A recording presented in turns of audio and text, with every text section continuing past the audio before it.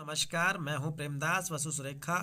महान सुरेखा हिंदी धाम पर आप सभी का मैं वसु में स्वागत करता हूं। प्यारे साथियों, हम सभी पढ़ रहे हैं KVS TGT हिंदी, जिसके अंतर्गत हम पढ़ रहे हैं बाल रामायण, जो कि कक्षा 6 में लगाई हुई है, जिसका पहला पाठ हम पढ़ चुके हैं, अवध में राम। उसके बाद में अब दूसरा पाठ पढ़ते हैं, जिसमें है 2 वरदान, भाग नंबर 2। राजा दशरथ के मन में अब एक ही इच्छा बची थी कि राम का राज्याभिषेक होना चाहिए। उसे युवराज का पद देना चाहिए। क्या देना चाहिए? उसे युवराज का पद देना चाहिए। ये किसका इच्छा थी? तो ये थी राजा दशरथ की। अयोध्या लौटने के बाद से ही उन्होंने राम को राजकाज में शामिल करना शुरू कर दिया। राम यह जिम्मेदारी अच्छी तरह निभा रहे थे। उनकी विनम्रता, विद्वता, पराक्रम का लोहा सभी मानते थे। प्रजा उनको चाहती थी। क्या थी? प्रजा उनको चाहती थी। दशरथ के लिए तो वह प्राणों से प्यारे ही थे। दरबार में राम का सम्मान निरंतर बढ़ रहा था। राजा दशरथ वृद्ध हो चले थे। मुनि वशिष्ठ से विचार विमर्श के बाद एक दिन उन्होंने दरबार में कहा, मैंने लंबे समय तक राजकाज चलाया, जैसा बन पड़ा। अब मेरे अंग शिथिल हो रहे हैं। मैं वृद्ध हो चला हूँ। मैं चाहता हूँ कि यह कार्यभार राम को सौंप दूँ। अगर आप सब सहमत हो तो राम को युवराज का पद दे देना चाहिए। अगर आपकी राय इससे भिन्न है तो मैं उस पर भी विचार करने को तैयार हूँ। सभा ने तुमुल ध्वनि से राजा दशरथ के प्रस्ताव को स्वागत किया, यानी कि उनकी बात का समर्थन किया। राम की जय जयकार होने लगी। दशरथ थोड़ी देर तक सुनते रहे, संतोष के साथ। उन्होंने कहा, शुभ कार्य में देरी नहीं करनी चाहिए। मेरी इच्छा है कि राज का राज्याभिषेक कल सुबह कर दिया जाए। यह समाचार पलक झपलते पूरे राज्य में फैल गया। हर जगह बस यही चर्चा थी कि राज्याभिषेक की तैयारी शुरू हो गई। भरत और शत्रुघ्न उस समय अयोध्या में नहीं थे। वह अपने नाना केकई राज के यहाँ गए हुए थे। भरत जब भी अयोध्या लौटने की बात करते, नाना उन्हें रोक लेता। भरत को अयोध्या की घटनाओं की सूचना नहीं थी। उन्हें अपने पिता के निर्णय के संबंध में पता नहीं था। यह जानकारी में नहीं थी कि अगले दिन राम का राज्याभिषेक होने वाला है। केकई के एक दिन में भरत और शत्रुघ्न का आना संभव नहीं था। राजा दशरथ ने इस संबंध में राम से चर्चा की। कहा कि भरत यहाँ नहीं है, पर मैं चाहता हूँ कि राज्याभिषेक का कार्यक्रम न रोका जाए। उन्होंने राम से कहा, जनता ने तुम्हें अपना राजा चुना है। तुम राजधर्म का पालन करो, कुल की मर्यादा की रक्षा करो।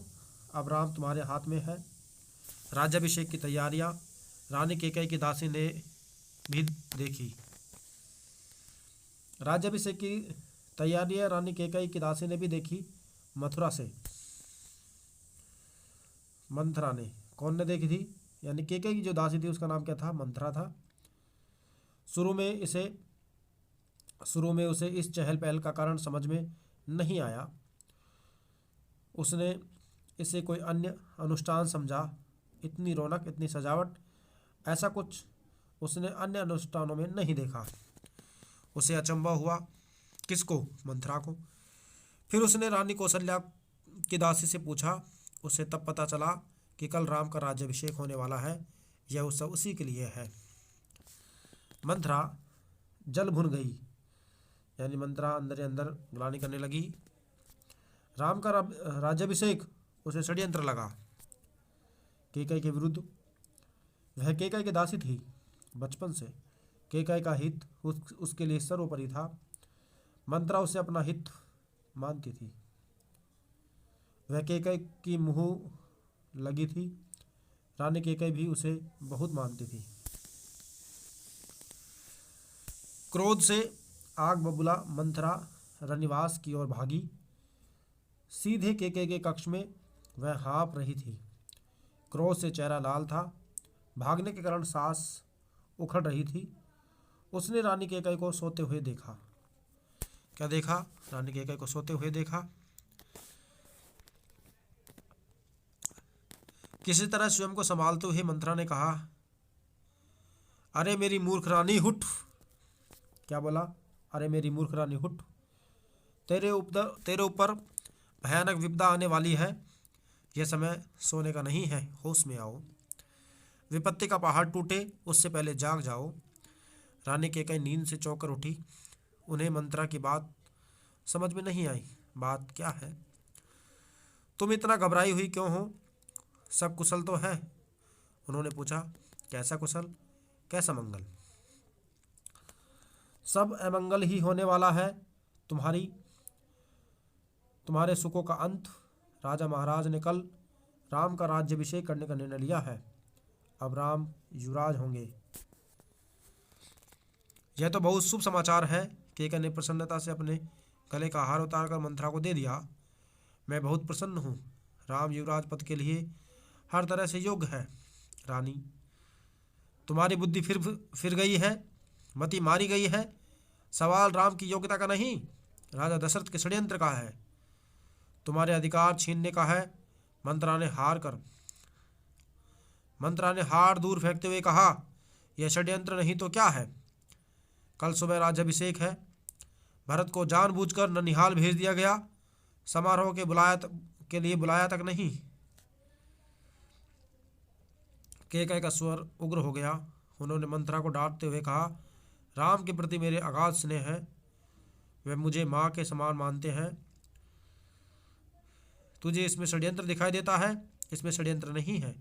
राम के बाद भरत ही राजा बनेंगे। राज सर्वदा ज्येष्ठ पुत्र को ही मिलता है। मंत्रा पर इस फटकार का कोई प्रभाव नहीं पड़ा। उसके लिए वह दशरथ का षड्यंत्र था। वह रानी केकई के पलंग पर बैठ गई, उसके बहुत निकट। केकई के चेहरे की ओर देखते हुए उसने कहा, तुम बहुत भोली हो, नादान हो। तुम्हें आसन्न संकट नहीं दिखता। दुख की जगह प्रसन्नता होती है इस बुद्धि पर। किसी को भी तरस आएगा। समझो रानी, राम राजा बने तो तुम कौशल्या की दासी बन जाओगी। भरत राम के दास हो जाएंगे और वह राजा नहीं बनेंगे। राम के बाद अगला राजा राम का पुत्र होगा। अनर्थ को अर्थ समझने की मूर्खता मत करो रानी। राम को राज मिला तो वे भरत को देश निकाला दे देंगे। वे भरत को दंड देंगे। इस तिरस्कार से भरत की रक्षा करो रानी। कोई ऐसा उपाय करो कि राजगद्दी भरत को मिले और राम को जंगल भेज दिया जाए।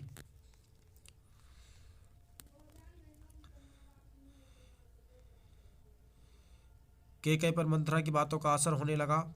उसका सिर चकरा गया। वह पलंग से उठी तो पांव सीधे नहीं पड़े। आंखों में आंसू थे। मन भारी हो गया था। प्रसन्नता की जगह अव्याप्त क्रोध ने ले ली। मंत्रा के तर्कों में उन्हें सच्चाई दिखने लगी। तुम ही बताओ, मैं क्या करूं? केकई ने आंसू पोंछते हुए मंत्रा से कहा। मंत्रा पलंग से उठी, केकई के पास जाकर खड़ी हो गई। उसने कहा, याद करो रानी, महाराज दशरथ ने तुम्हें 2 वरदान दिए थे। दशरथ ने अपना वचन पूरा करने को कहा। एक से भरत के लिए राजगद्दी मांग लो, दूसरे से राम को 14 वर्ष का वनवास। केकई का चेहरा तमतमाया हुआ था। उन्हें मंत्रा की बात ठीक लगी। उनके मन में एक प्रश्न अब भी था, यह बात दशरथ से कैसे कहें? उन्हें रनिवास बुलवाए या प्रतीक्षा करें? मंत्रा ने केकई के मन की बात भांप ली। उन्होंने कहा, तुम मैले कपड़े पहनकर को भवन चली जाओ। महाराज दशरथ आए तो उनकी ओर मत देखना, बात मत करना।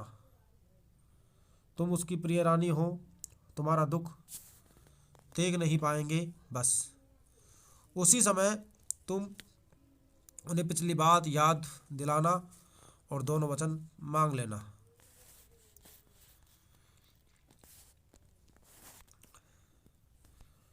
मैं ऐसा ही करूंगी।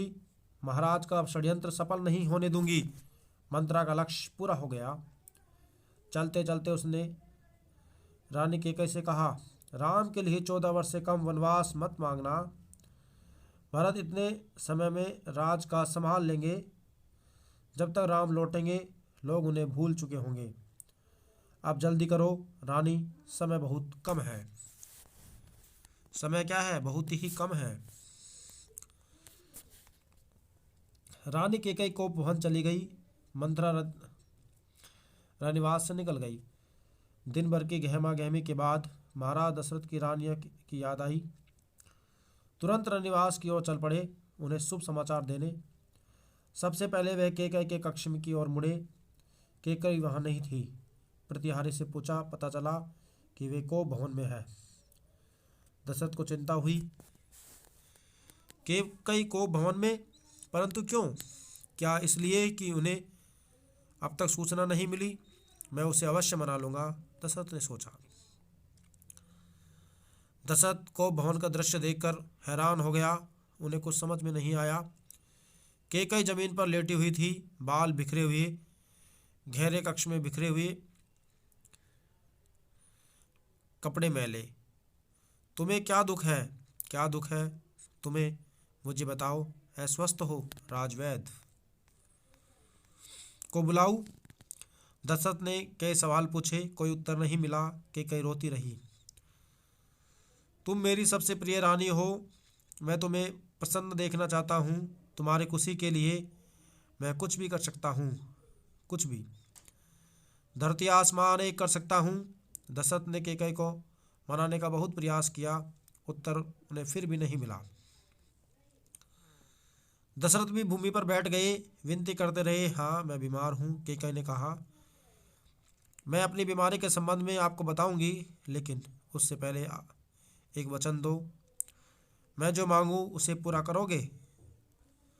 राजा ने तत्काल हामी भर दी। कहा, मैं राम की सौगंध खाकर कहता हूँ, तुम्हारी हर इच्छा पूरी करूंगा।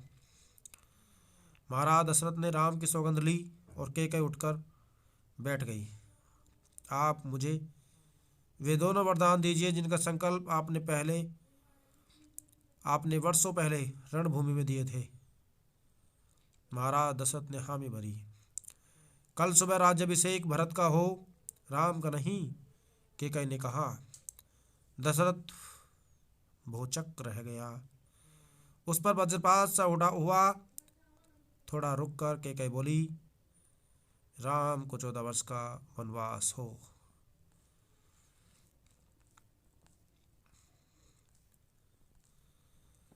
दशरथ का चेहरा सफेद पड़ गया, अवाक रह गया, सिर चकराने लगा।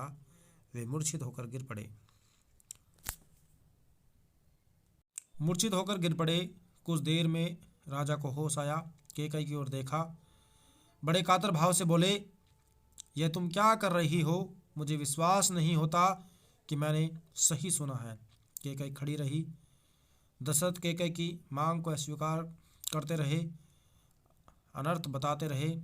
तब कैकेयी ने अंतिम हथियार चलाया। अपने वचन से पीछे हटना रघुकुल का अनादर है। आप चाहे तो ऐसा कर सकते हैं, पर तब आप दुनिया को मुंह दिखाने योग्य नहीं रहोगे। रही मेरी बात, आप वरदान नहीं दोगे तो मैं विष पीकर आत्महत्या कर लूंगी। यह कलंक आपके माथे होगा। राजा दशरथ यह सुन नहीं सके, दोबारा बेहोश हो गए। रात भर बेहोश बेसुध पड़े रहे। बीच बीच में होश आता। वह कैकेयी को समझाते, गिड़गिड़ाते, धमकाते, डराते, पर कैकेयी टस से मस नहीं हुई। सारी रात इसी तरह बीत गई। अगला अध्याय आता है राम का वनगमन। को भवन के घटनाक्रम की जानकारी बाहर किसी को नहीं थी। यद्यपि सभी सारी रात जागे थे, कैकेयी अपनी जिद पर अड़ी हुई। राजा दशरथ उन्हें समझाते हुए नगरवासी राज्याभिषेक की तैयारी करते हुए। राजा वशिष्ठ की आंखों में भी नींद नहीं थी। आखिर राम का अभिषेक था। दिन चढ़ते के साथ चहल पहल और बढ़ गई। हर व्यक्ति शुभ घड़ी की प्रतीक्षा में। महामंत्री सुमंत, महामंत्री कौन था? सुमंत था, और वो असहज थे। महर्षि के पास आए। दोनों ने महाराज के बारे में चर्चा की। पिछली शाम से किसी ने महाराज को नहीं देखा था। कुछ लोगों के लिए इसका कारण आयोजन की व्यस्तता थी। महर्षि ने सुमंत को राजभवन भेजा। समय तेजी से बीत रहा था। शुभ घड़ी निकट आ रही थी। सारी तैयारियां हो चुकी थी। केवल महाराज का आना शेष था। सुमंत तत्काल राजभवन पहुंचे। कैकई के महल की सीढ़ियां चढ़ते हुए सुमंत को एक अनजान डर ने घेर लिया। अंदर पहुंचे, देखा कि महाराज पलंग पर पड़े हैं, बीमार। दीनहीन सुमंत मन भांपते हुए कैकई ने कहा, चिंता की कोई बात नहीं मंत्रीवर। महाराज राजाभिषेक के उत्साह में रात भर जागे हैं। वे बाहर निकलने से पूर्व राम से बात करना चाहते हैं। कैसी बात? सुमंत ने कहा। मैं नहीं जानती अपने मन की बात। वे राम को ही बताएंगे। आप उन्हें बुला लाइए। दशरथ ने बहुत क्षीण स्वर में राम को बुलाने की आज्ञा दी। सुमंत के मन में कई तरह की आशंकाएं थी, पर वे उन्हें टालते रहे। राम के निवास के बाहर भारी भीड़ थी। लक्ष्मण भी वहीं थे। भवन को सजाया गया था। उसकी चमक दमक देखने योग्य थी। सुमंत को देखकर कोलाहल बढ़ गया। लोगों के लिए यह एक संकेत था राज्याभिषेक के लिए राम को आमंत्रित करने का। सुमंत ने कहा, राजकुमार, महाराज ने आपको बुलाया है, आप मेरे साथ चलें। कुछ ही पल में राम वहां पहुंच गए। लक्ष्मण भी साथ थे। राम भी पहुंच गए, लक्ष्मण भी साथ थे। दोनों भाई विस्मित थे। वे राजसी वेश में थे, सजे धजे थे। लोग जय जयकार करने लगे। पुष्प वर्षा होने लगी। राजकुमार समझ नहीं पा रहे थे कि महाराज ने उन्हें अचानक क्यों बुलाया है। लोग समझ रहे थे कि राम राज्याभिषेक के लिए जा रहे हैं। महल में पहुंचकर राम ने पिता को प्रणाम किया, फिर माता कैकेयी को प्रणाम किया। राम को देखते ही राजा दशरथ बेसुध हो गए। उनके मुंह से एक हल्की सी आवाज निकली, राम। उन्हें होश लाया गया, तब भी वे कुछ नहीं बोल सके। थोड़ी देर तक चुप्पी रही। ऐसे है सन्नाटा। कोई कुछ नहीं बोला तो राम ने पिता से पूछा, क्या मुझसे कोई अपराध हुआ है? कोई कुछ बोलता क्यों नहीं? आप ही बताइए माते।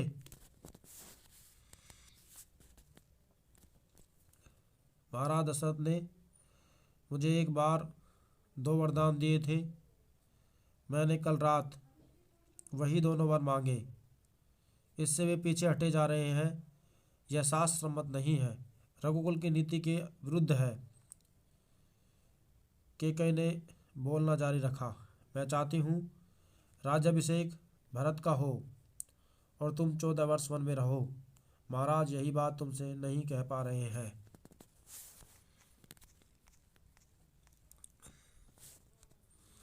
राम संयत रहे। उन्होंने दृढ़ता से कहा, पिता का वचन अवश्य पूरा होगा। भरत को राजगद्दी दी जाए। मैं आज ही वन चला जाऊंगा। राम की शांत और सधी हुई वाणी सुनकर कैकेयी के चेहरे पर प्रसन्नता छा गई। उसकी मनोकामना पूर्ण हुई। राजा दशरथ चुपचाप सब कुछ देख रहे थे, स्पंदनहीन, यानी उनमें कोई गति नहीं थी। कैकेयी की ओर देखते हुए उनके मुंह से बस एक शब्द निकला, धिक्कार। क्या निकला? धिक्कार। कैकेयी के महल से बाहर से निकलकर राम सीधे अपनी माँ के पास गए। उन्होंने माता कौशल्या को केकई भवन का विवरण दिया और अपना निर्णय सुनाया। राम वन जाएंगे, राम वन जाएंगे। कौशल्या यह सुनकर सुध खो बैठी। लक्ष्मण अब तक शांत थे, पर क्रोध से भरे हुए। राम ने समझाया और उससे वन जाने की तैयारी के लिए कहा। कौशल्या का मन था कि राम को रोक ले, वन न जाने दे, राजगद्दी छोड़ दे, पर वह अयोध्या में रहे। उन्होंने कहा, पुत्र, यह राज्यज्ञा अनुचित है, उसे मानने की आवश्यकता नहीं है। राम ने उन्हें नम्रता से उत्तर दिया, यह राज्यज्ञा नहीं, पिता की आज्ञा है। उनकी आज्ञा का उल्लंघन मेरी शक्ति से परे है। आप मुझे आशीर्वाद दे।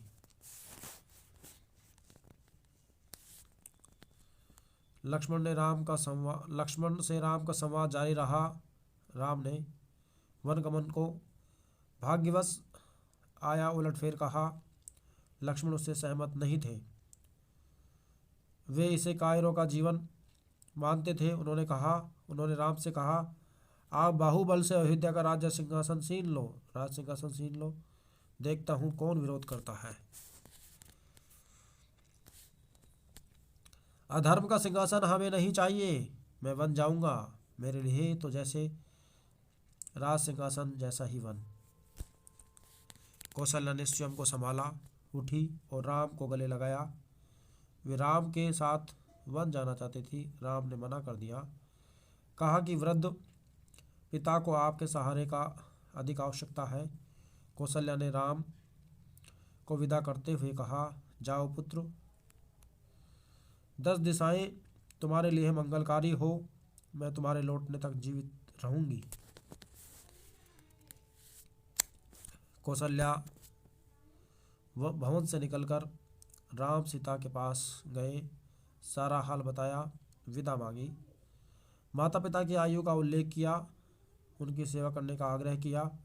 कहा, प्रिय, तुम निराश मत होना, 14 वर्ष के बाद हम फिर मिलेंगे। 14 वर्ष के बाद हम फिर मिलेंगे। राम के वनगमन का समाचार तब तक अयोध्या के पास नहीं पहुंचा था। राम को देखकर कुछ आशंका हुई, अनिष्ट की। राम ने विदा मांगी तो सीता व्याकुल हो गई, क्रोधित भी हुई। निर्णय पर प्रतिवाद किया। राम नहीं माने तो सीता ने उनके साथ जंगल जाने का प्रस्ताव रखा। सीता ने कहा, मेरे पिता का आदेश है कि मैं छाया की तरह हमेशा आपके साथ रहूं। अंततः राम को उसकी बात माननी पड़ी। तब लक्ष्मण भी वहां आ गए, वह भी साथ जाने को तैयार थे। राम ने उन्हें इसकी स्वीकृति दे दी, शीघ्र तैयारी करने को कहा। राम चाहते थे कि सीता वन न जाए, अयोध्या में रहे। वे इसकी अनुमति दे चुके थे, फिर भी उन्होंने एक और प्रयास किया। सीते, वन का जीवन बहुत कठिन है, न रहने का ठीक स्थान, न भोजन का ठिकाना, कठिनाइयाँ कदम कदम पर। तुम महलों में पली हो, ऐसा जीवन कैसे जी सकोगी? सीता ने उत्तर नहीं दिया, मुस्कुरा दी। उन्हें पता था कि राम अपने दिए हुए वचन से पलट नहीं सकते। राम वन जा रहे हैं, यह समाचार पूरे नगर में फैल चुका था। नगरवासी दशरथ और कैकेयी को धिक्कार दे रहे थे। कुछ देर पहले तक यहाँ उत्सव की तैयारी थी, वहाँ उदासी ने पूरा घर को घेर लिया। सड़कें गीली थी लोगों के आंसुओं से। सबकी इच्छा थी कि राम सीता वन न जाए। वे उन्हें रोकना चाहते थे, पर बेबस थे। पर क्या थे? बेबस थे। राम, सीता और लक्ष्मण जंगल जाने से पहले पिता का आशीर्वाद लेने गए। महाराज दशरथ दर्द से करा रहे थे। तीनों रानियां वहीं खड़ी थी, मंत्री आसपास थे। मंत्रीगण रानी कैकेयी को अब भी समझा रहे थे, क्षुब्ध थे, पर तर्क का साथ नहीं छोड़ना चाहते थे। ज्ञान, दर्शन, नीति, रीति, परंपरा सबका हवाला दिया गया। कैकेयी अड़ी रही। कैकेयी क्या रही? अड़ी रही। राम ने कक्ष में प्रवेश किया तो दशरथ के जीवन का संचार हुआ। वे उठकर बैठ गए। उन्होंने कहा, पुत्र, मेरी मति मारी गई है, मैं वचनबद्ध हूँ, ऐसा निर्णय करने के लिए मैं विवश हूँ, पर तुम्हारे ऊपर कोई बंधन नहीं है। मुझे बंदी बना लो और राज संभालो। यह सिंहासन तुम्हारा है, केवल तुम्हारा। पिता के वचनों ने राम को झकझोर कर दिया। वे दुखी हो गए, पर उन्होंने नीति का साथ नहीं छोड़ा। आंतरिक पीड़ा आपको ऐसा करने पर विवश कर सकती है। मुझे राज्य का लोभ नहीं, मैं ऐसा नहीं कर सकता। आप मुझे आशीर्वाद देकर विदा करें। विदाई का दुख सहन करना कठिन है, इसे और न बढ़ाए। इसी बीच रानी कैकेयी ने राम, लक्ष्मण और सीता को वल्कल वस्त्र दिए। कौन से वस्त्र दिए? वल्कल। राम ने राष्ट्रीय वस्त्र उतार दिए।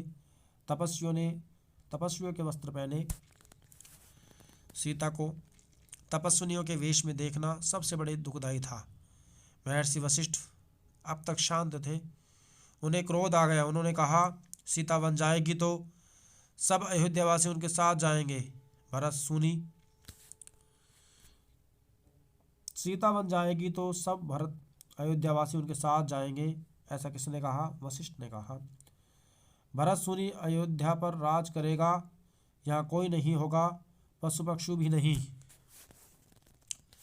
एक बार फिर राम ने सबकी अनुमति मांगी। आगे आगे राम, उनके पीछे सीता और उनके पीछे लक्ष्मण। महल के ठीक बाहर मंत्री सुमंत रथ लेकर खड़े थे। रथ पर चढ़कर राम ने कहा, महामंत्री, रथ तेज चलाएं। नगरवासी रथ के पीछे दौड़े। राजा दशरथ और माता कैकेयी भी पीछे पीछे गए। सब रो रहे थे, सबकी आंखों में आंसू थे। पुरुष, महिलाएं, बूढ़े, जवान, बच्चे मीलों तक नंगे पांव दौड़ते रहे। राम यह दृश्य देखकर विचलित हो गए, भावुक भी। उनसे यह देखा नहीं जा रहा था। उन्होंने सुमंत के रथ को और गति से हाँकने को कहा, ताकि लोग हार जाए, थक कर पीछे छूट जाए और घर लौट जाए। राजा दशरथ रथ की दिशा में नजरें गड़ाए खड़े रहे, जब तक रथ आंखों से ओझल नहीं हो गया। रथ दिखना बंद हुआ तो वे धरती पर गिर पड़े। रथ दिन भर दौड़ता रहा। वन अभी दूर है। तमसा नदी के तट पर पहुंचते पहुंचते शाम हो गई। कौन सी नदी पर? तमसा नदी पर। वनवासियों ने रात वहीं बिताई। अगली सुबह वे दक्षिण दिशा की ओर चले। हरे भरे खेतों के बीच में गोमती नदी पार कर राम, सीता और लक्ष्मण सही नदी के तट पर पहुंचे। कौन से नदी के तट पर पहुंचे? सही नदी के तट पर पहुंचे। महाराज दशरथ के राज्य की सीमा यहीं समाप्त होती है। यानी कहाँ? सही नदी के तट पर ही महाराज दशरथ की सीमा समाप्त होती है। राम ने मुड़कर अपनी जन्मभूमि को देखा, उन्हें प्रणाम किया, कहा, हे जननी, आप 14 वर्ष बाद ही तुम्हारे दर्शन कर सकूंगा। शाम होते होते वे गंगा के किनारे पहुंच गए। कहाँ पहुंच गए? गंगा के किनारे श्रृंगवेरपुर गांव में निषाद राज गुह ने उनका स्वागत किया। राम ने रात वहीं विश्राम किया, गुहराज के अतिथि के रूप में। वन क्षेत्र आ गया था, नदी के उस पार। अगली सुबह राम ने महामंत्री को समझा बुझाकर वापस भेज दिया। दोनों राजकुमारों और सीता ने नाव से नदी पार की। सुमंत तट पर खड़े रहे।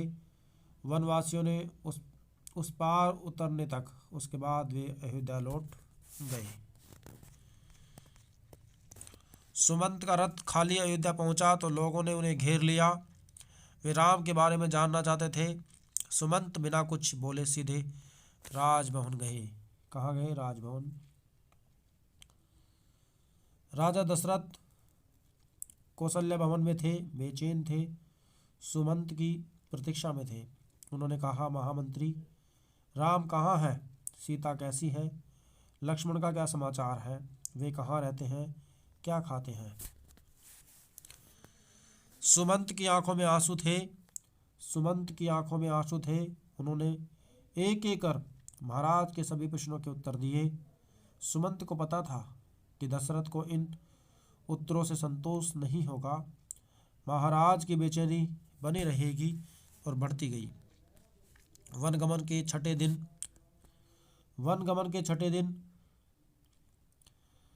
दशरथ ने प्राण त्याग दिए। राम का वियोग उनसे सहा नहीं गया। दूसरे दिन महर्षि विश्वामित्र ने मंत्रिपरिषद से चर्चा की। सबकी राय थी कि राजगद्दी खाली नहीं रहनी चाहिए। तय हुआ कि भरत को तत्काल अयोध्या बुलाया जाए। घुड़सवार दूत रवाना किए गए इस निर्देश के साथ कि उन्हें अयोध्या की घटनाओं के संबंध में मौन रहना है। क्या करना है उन्हें? मौन। चित्रकूट में भरत के कई राज्य में थे। अपने ननिहाल में अयोध्या की घटनाओं से सर्वज्ञ, सर्वथा अनभिज्ञ क्या थे? अनभिज्ञ थे। लेकिन वे चिंतित थे। उन्होंने एक सपना देखा था, पर उसका अर्थ पूरी तरह नहीं समझ पा रहे थे। सगे साथियों के साथ बातचीत में उन्होंने कहा, मैं नहीं जानता कि उसका अर्थ क्या है, पर सपने से मुझे डर लगने लगा है। मैंने देखा कि समुद्र सूख गया है। क्या हुआ है? समुद्र सूख गया है। चंद्रमा धरती पर गिर पड़े, वृक्ष सूख गए। एक राक्षसी पिता को खींच कर ले जा रही है। वे रथ पर बैठे हैं। रथ गधे खींच रहे हैं। रथ क्या कर रहे हैं? कौन खींच रहे हैं? गधे खींच रहे हैं। ये स्वप्न किसने देखा था? दशरथ ने। जिस समय भरत मित्रों को अपना सपना सुना रहे थे, ठीक उसी समय अयोध्या के घुड़सवार दूत वहां पहुंचे। घुड़सवारों ने छोटा रास्ता चुना था। जल्दी पहुंचने के लिए भरत को संदेश मिला। वे तत्काल अयोध्या जाने के लिए तैयार हो गए। ननिहाल में भरत का मन नहीं लग रहा था, उचट गया था। वे अयोध्या पहुंचे तो उतावले थे। केकई राज ने भरत को विदा किया। 100 रथों और सेना के साथ। उन्हें घुड़सवारों से अधिक समय लगा। क्या लगा? अधिक समय लगा। लंबा रास्ता पकड़ना पड़ा। सेना और रथ खेतों में होकर नहीं जा सकते थे। वे 8 दिन बाद अयोध्या पहुंचे। कितने दिन बाद पहुंचे अयोध्या? 8 दिन बाद।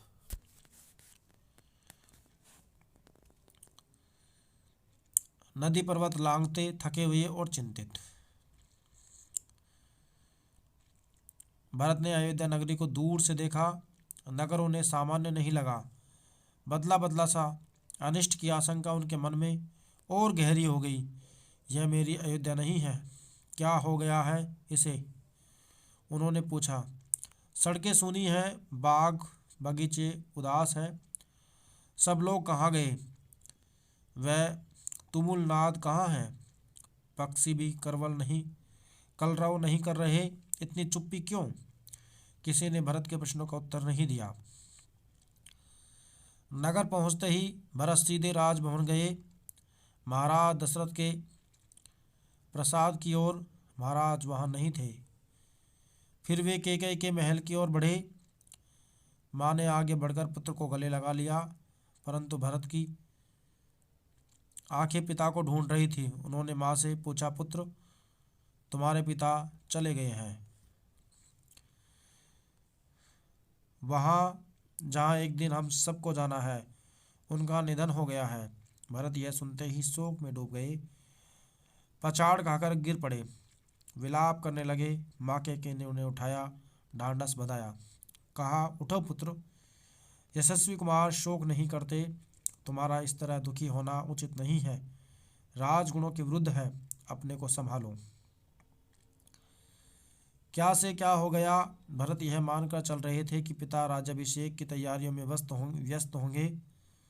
सब कुछ उल्टा हो गया। उन्होंने मेरे लिए कोई संदेश दिया? भरत ने माँ से पूछा। नहीं। अंतिम समय में उसके मुंह से केवल 3 शब्द निकले, हे राम, हे सीते, हे लक्ष्मण। तुम्हारे लिए कुछ नहीं कहा। भरत व्याकुल थे। विकलता बढ़ती ही जा रही थी। वे तुरंत राम के पास जाना चाहते थे। महाराज ने उन्हें वनवास दे दिया है 14 वर्ष के लिए। सीता और लक्ष्मण भी साथ गए हैं।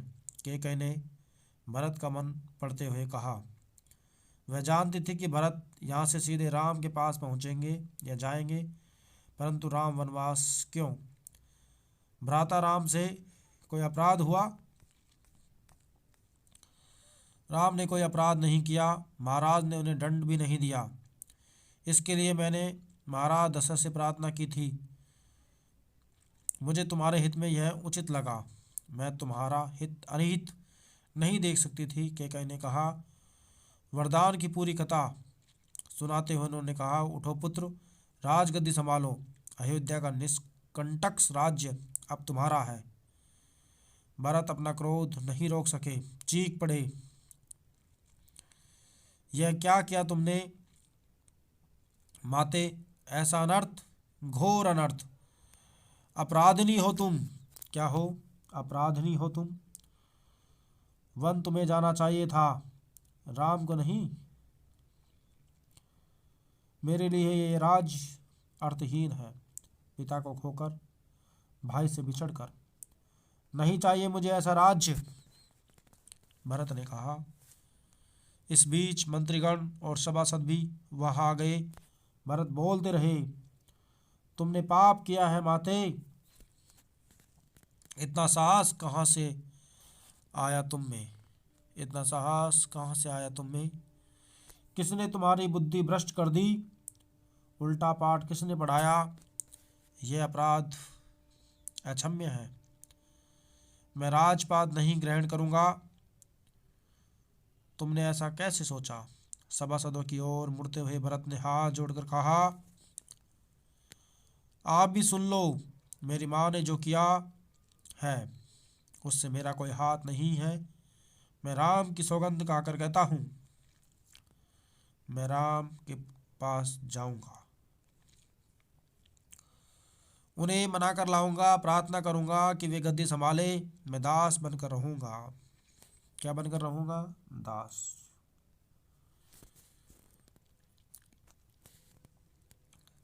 भरत बहुत उत्तेजित हो गए थे, स्वयं पर नियंत्रण नहीं कर सके। बोलते बोलते उसकी सांस उखड़ने लगी। वे चकराकर धरती पर गिर पड़े। शुद्ध बुद्ध लौटी तो भरत रानी कौशल्या के महलों की ओर चल पड़े। उनसे लिपटकर बच्चों की तरह बिलक बिलक कर रोए। उसके चरणों में गिर पड़े। कौशल्या आहत थी। उन्होंने कहा, पुत्र, तुम्हारी मनोकामना पूरी हुई। तुम जो चाहते थे हो गया। राम अब जंगल में है। अयोध्या का राज अब तुम्हारा है। मुझे बस एक दुख है। कैकई ने राज लेने का जो तरीका अपनाया वह अनुचित था, निर्मम था। तुम राज करो पुत्र, पर मुझ पर एक दया करो। मुझे मेरे राम के पास भिजवा दो। भरत ने रानी कौशल्या से क्षमा मांगी, सफाई दी। रानी कैकई के व्यवहार पर ग्लानि व्यक्त की। कहा, राम मेरे प्रिय अग्रज हैं। मैं उनका हित सोच भी नहीं सकता। मैं निरपराध हूँ। कौशल्या ने भरत को क्षमा कर दिया, उन्हें गले लगा लिया। भरत सारी रात फूट फूट कर रोते रहे। सुबह जब शत्रुघ्न को पता चला कि कैकई के कान किसने भरे, किसने भरे भाई? मंथरा दासी ने। अयोध्या के घटनाक्रम से घबरा गई थी। कौन घबरा गई थी?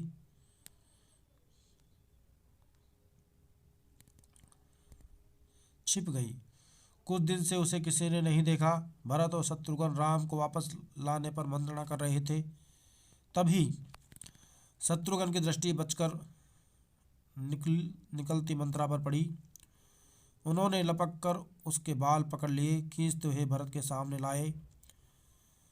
भरत को दासी की भूमिका बताई। शत्रुघ्न उसे जान से मारने के लिए उद्यत थे। भरत ने बीच बचाव किया। मुनि वशिष्ठ अयोध्या का राज सिंहासन रिक्त नहीं देखना चाहते थे। खाली सिंहासन के खतरों से वे परिचित थे। उन्होंने सभा बुलाई, भरत और शत्रुघ्न को आमंत्रित किया। भरत ने कहा, वत्स, तुम राज का संभाल लो। पिता के निधन और बड़े भाई के वनगमन के बाद यह उचित है। भरत ने महर्षि का आग्रह अस्वीकार कर दिया। बोले, मुनिवर, यह राज राम का है और वही इसके उत्तराधिकारी हैं, अधिकारी हैं। मैं यह पाप नहीं कर सकता। हम सब वन जाएंगे और राम को वापस लाएंगे। वन जाने के लिए सभी तैयार थे। भरत ने सबके मन को बात कही थी। सबकी इच्छा थी कि राम अयोध्या लौट आए। अगली सुबह भरत सभी मंत्रियों और सभासदों के साथ वन के लिए चले। गुरु वशिष्ठ भी साथ थे, नगरवासी भी। अयोध्या की चतुरंगिनी सेना तो थी ही।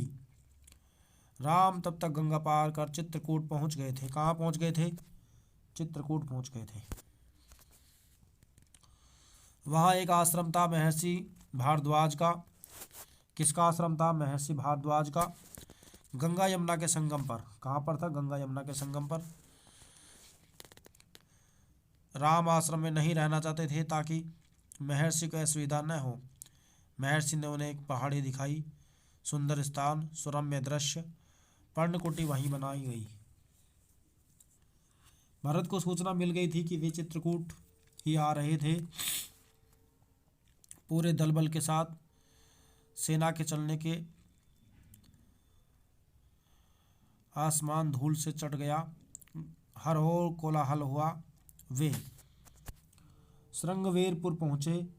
निषाद गृह को सेना देखकर कुछ संदेह हुआ।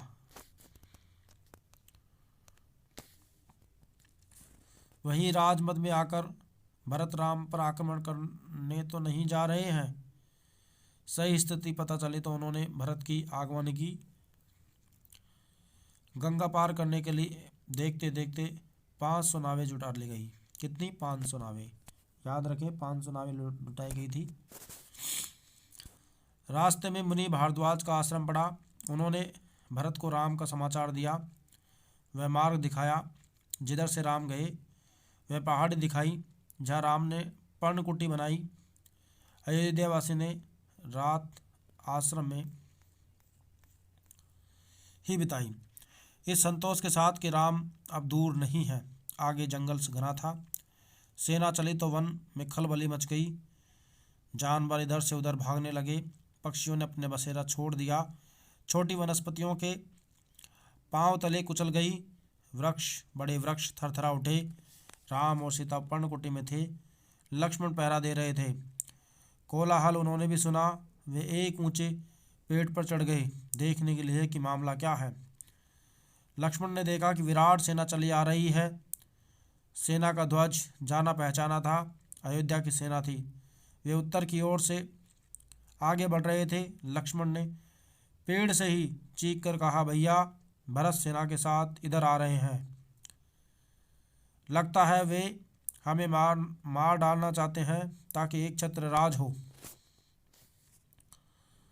राम कुटी के बाहर आए। उन्होंने लक्ष्मण को समझाया, भरत हम पर हमला नहीं करेगा, कभी नहीं। वह हम लोगों से भेंट करने आ रहा होगा। राम ने कहा, भेंट के लिए सेना के साथ आने का क्या औचित्य? दोनों भाइयों के मिलने में सेना का क्या काम? लक्ष्मण आश्वस्त नहीं थे। वे सेना पर आक्रमण करना चाहते थे। राम ने उन्हें रोक दिया। ये ऊंची पहाड़ी से देख रहे हैं, ये पूरी सेना चली आ रही है। आगे देखते हैं। वीर पुरुष धैर्य के साथ कभी नहीं छोड़ते। कुछ समय प्रतीक्षा करो। इस तरह का उतावलापन उचित नहीं है। भरत ने सेना पहाड़ी के नीचे रोक दी।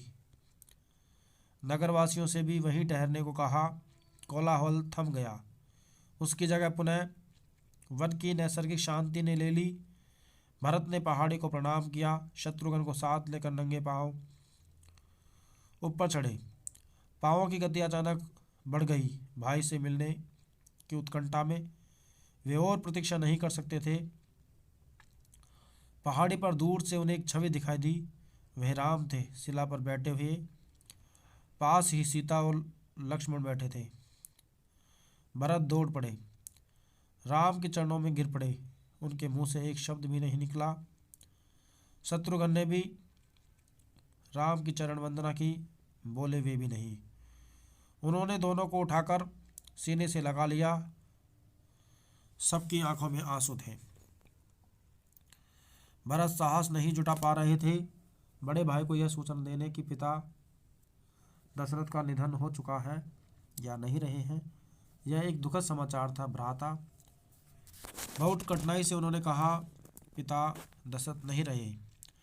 आपके आने के छठे दिन दुख में प्राण त्याग दिए। राम सन्न रह गए, शोक में डूब गए। क्या हुए? शोक में डूब गए। राम को पता चला कि भरत के साथ केवल सेना नहीं आई है, नगरवासी आए हैं, गुरुजन हैं, माता पिता हैं, कैकई हैं। कैकई भी। राम लक्ष्मण पहाड़ी से उतरकर उससे भेंट करने आए। उन्होंने स्नेह से मिले। सीता को तपस्विनी के वेश में देखकर माता ये दुखी हुई। राम ने कैकई को प्रणाम किया सहज भाव से। कैकई मन ही मन पछता रही थी। अगले दिन भरत ने राम से राजग्रहण का आग्रह किया, समझाया, विनती की कि अयोध्या लौट चले। राम इसके लिए तैयार नहीं हुए। पिता की आज्ञा का पालन अनिवार्य है। पिता की मृत्यु के बाद मैं उनका वचन नहीं तोड़ सकता। भरत को राजकाज समझाया, कहा कि अब तुम ही गद्दी संभालो, यह पिता की आज्ञा है। भरत राम संवाद के समय मंत्री और सभासद वहां उपस्थित थे। मुनि वशिष्ठ भी थे। भरत बार बार राम से लौटने का आग्रह करते रहे। राम हर बार पूरी विनम्रता और दृढ़ता के साथ उसे अस्वीकार करते रहे। महर्षि वशिष्ठ ने कहा, राम रघुकुल की परंपरा में राजा ज्येष्ठ पुत्र ही होता है। तुम्हें अयोध्या लौटकर अपना दायित्व निभाना चाहिए। इसी में कुल का मान है। क्या है? इसी में कुल का मान है। राम ने बहुत संयत स्वर में कहा, चाहे चंद्रमा अपनी चमक छोड़ दे, सूर्य पानी की तरह ठंडा हो जाए, हिमालय शीतल न हो रहे, समुद्र की मर्यादा भंग हो जाए, परंतु मैं पिता की आज्ञा से विरत नहीं हो सकता। मैं उन्हीं की आज्ञा से वन आया हूँ और उन्हीं की आज्ञा से भरत को राजगद्दी संभालनी चाहिए। राम किसी तरह लौटने को तैयार नहीं हुए। भरत के चेहरे पर निराशा के भाव थे। वे विफल हो गए थे राम को मनाने में। आप नहीं लौटोगे तो मैं भी खाली हाथ नहीं जाऊंगा। आप मुझे अपनी खड़ाऊ दे दो। मैं 14 वर्ष उसी की आज्ञा से राज का चलाऊंगा। भरत का यह आग्रह राम ने स्वीकार कर लिया और अपनी कड़ाऊ दे दी। भरत ने कड़ाऊ को माथे में लगाया और कहा कि 14 वर्ष तक अयोध्या पर इन चरण पादुकाओं का शासन रहेगा। सबको प्रणाम कर राम ने उन्हें चित्रकूट से विदा किया। राम की चरण पादुकाओं को एक सुसज्जित हाथी पर रखा गया। प्रतिहारी उस पर चवर उड़ाते रहे। अयोध्या पहुंचकर भरत ने पादुका पूजन किया। कहा, ये पादुकाएं राम की धरोहर है। मैं इसकी रक्षा करूंगा, इसकी गरिमा को आँच नहीं आने दूंगा। भरत अयोध्या में कभी नहीं रुके। तपस्वी के वस्त्र पहने और नंदीग्राम चले गए। जाते समय उन्होंने कहा कि मेरी अब केवल एक इच्छा है, इन पादुकाओं को इन चरणों में देखूं जहाँ इन्हें होना चाहिए। मैं राम के लौटने की प्रतीक्षा करूंगा 14 वर्ष तक। पढ़ते हैं अगले अध्याय में।